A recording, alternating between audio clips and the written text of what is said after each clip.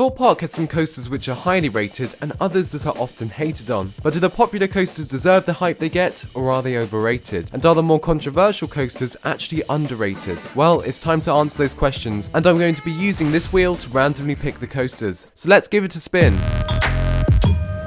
Oh, okay, so we're starting with the Swarm, and before Hyperia opened, this was frequently put as Thorpe Park's best roller coaster, and sometimes even the UK's best. For me, I find the Swarm to be a little too graceful for my liking, and I wish I had some moments of airtime injected into the layout. The theming is great, though I do think they need to bring back the fire and the TV announcements to sort of bring the area back to life. So in my opinion, I find the Swarm to be slightly overrated, as the layout is quite short, and it doesn't pack in any whippy moments or airtime outside of the first drop. Right, so it's landed on Walking Dead the Ride. I don't really like IPs, and many people expressed the same opinion when it first opened, but for what it is, I think it's a fairly underrated coaster with some decent theming and sections. Yes, it doesn't hold up in comparison to some other indoor coasters in Europe. Yes, it has a much lower budget pre-show in comparison to the Wicker Man. Yes, it has lots of dark corridors at the end, but for the low budget they had, I think they did a good job.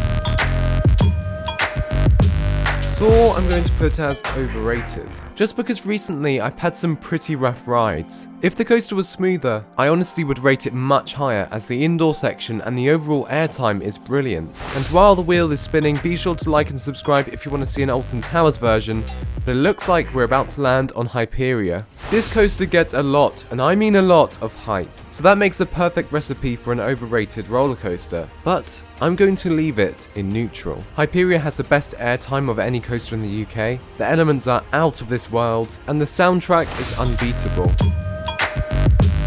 I think I've milked the flying fish jokes recently, so I'm going to be serious and keep flying fish at neutral. It doesn't really get enough attention outside of the jokes to be called overrated or underrated.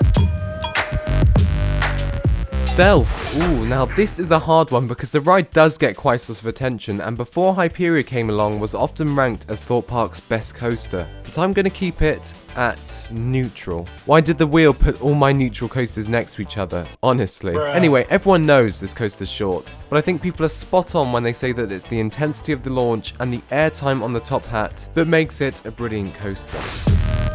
Okay, Nemesis Inferno. Now I'm just going to put this coaster as underrated. Many people have a negative outlook on Nemesis Inferno because of its name and the fact that it doesn't live up to its older, well, now newer counterpart. But for me, the intensity, smoothness, and pre-drop makes this coaster underrated.